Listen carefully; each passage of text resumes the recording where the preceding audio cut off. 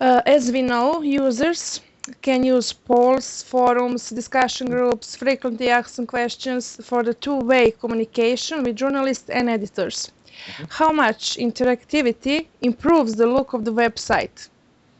How Uh, much, Go ahead, I'm sorry. audience can impact on journalists and editors and one online media with their suggestions, maybe?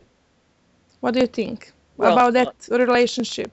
I think one of the things that sort of drives older journalists, or maybe not older, but more traditional journalists a little bit crazy, is this notion of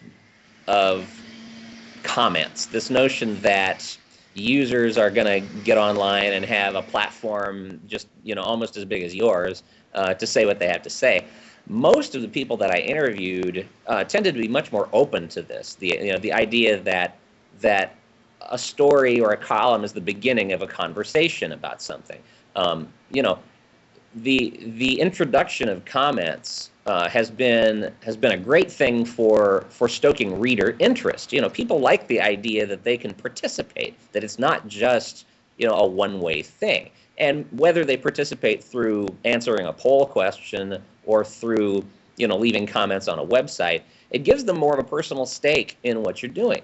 Now, having said that, sort of the bane of the existence of online writers and editors is what we call trolls, the people that get online and just make nasty comments for no good reason. And a lot of news sites right now are kind of wrestling with what to do about that. A number of U.S. sites have insisted on you have to put your first and last name, phone number, stuff like that in. It doesn't appear on your comment, but the idea is to create some sort of accountability. And Yes. and I understand that. I mean, with our student newspaper here, the Spartan Daily, we've had a real problem with this, with people just leaving nasty comments for the sake of leaving nasty comments, as opposed to doing something constructive. When you get constructive comments, it can be great. I mean, as a reporter, you can learn all kinds of things you didn't know about a story. And a lot of the people that I talked to for this book talked about, I got some great tips, for follow-ups and things like that.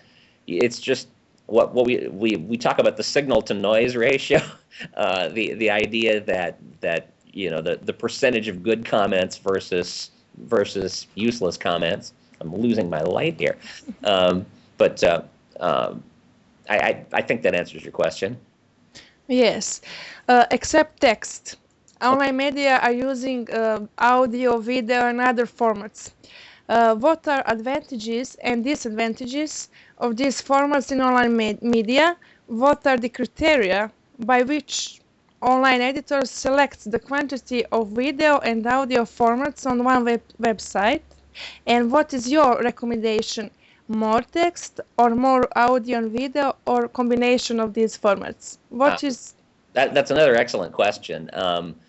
One thing that you have to recognize is that not every story lends itself to the same kind of media, and that's been one of the hardest things to really get your arms around, to really fully understand.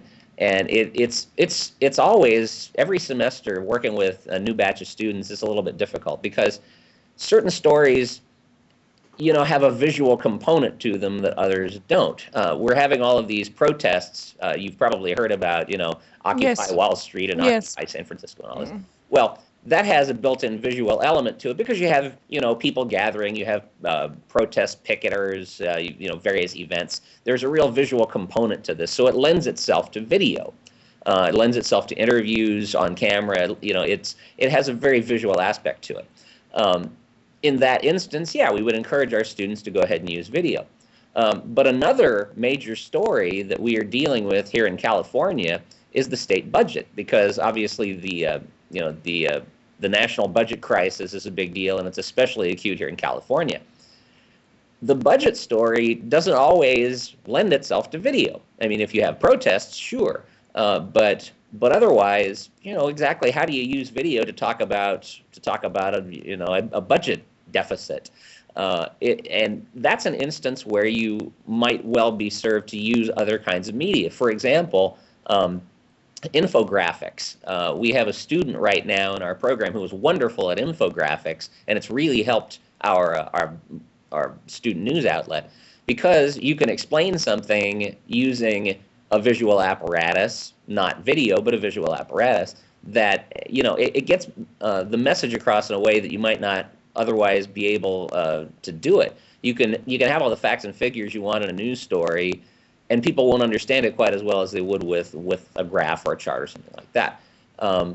And there's times when just a straight text story does a great job of getting the message across. When there's a lot to be understood, when you need to break down a lot of information, a text story is going to get it across a lot better than trying to do video along with it. But it actually, and this gets at a larger issue, what we have our students creating here, rather than talking about it as just a story or a video or this or that, we talk about creating story packages. And Yes. that's ultimately what I tell my students. You do a good story package online, news outlets out there are desperate to find somebody who can do this, who can tell a story using multiple media. I mean, when we talk about multimedia, that's exactly what you're talking about. You have a text story, and then accompanying that, you have a video or you have an infographic. The class that I teach on online journalism, the students work in groups, and they get multiple interviews. They usually produce some video. If all they can get is a phone interview with a particular person, they'll do it as a podcast. You'll have photo galleries. You'll have infographics. You want to use all of this stuff to complement each other. You want to use all of this stuff so that it creates, a real package for readers to dig into. And that's what we try to do. That's basically where I see the industry going. You mentioned a story package. Is there any model for the best story package? Is that combination of all these elements, text, audio, video, photo, or it depends from the story to story? Well, it's funny. There hasn't been a perfect model. It's interesting because we've had newspapers for hundreds of years, and there's been a loose understanding of the best way to get across information in a newspaper for a long time. We've had television news for a long time. We've had radio news for a long time. The way to most effectively tell a story in those media has been established. That's still being worked out online. There's not a perfect example that I'm aware of online. Now, one thing, and I would invite you, if you want your students to see some examples, if you go to my website, profcraig.com, and go under the online journalism class, I have a link to what I believe are some excellent story packages. And it changes all the time.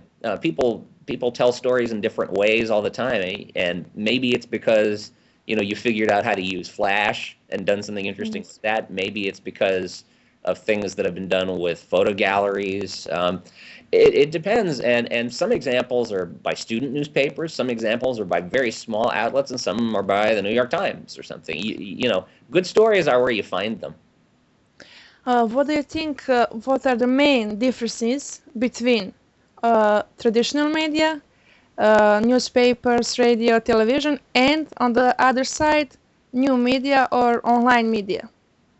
Well, we've talked about some of them already. I think the biggest difference, and I think most of the people I interviewed for the book would agree, is interactivity.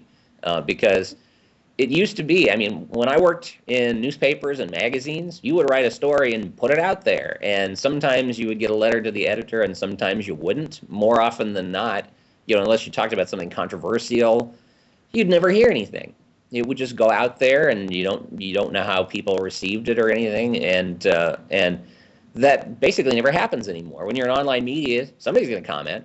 And one of the things I've had to tell my students is just be aware of the fact that if you get comments, at least they're looking at what you did. At least there's readership out there. Some of them are going to be negative comments. Some of them are going to be positive. You have to roll with the punches. You have to learn to deal with the good and the bad. I think there's a lot to be learned from the standards of traditional media, especially in terms of accuracy, completeness, of making sure that you don't bring your own prejudices into covering a story. You know, all of that stuff needs to continue, but you need to apply it to these new media. You need to apply it in ways that are going to tell a story using the technological tools that are at your disposal.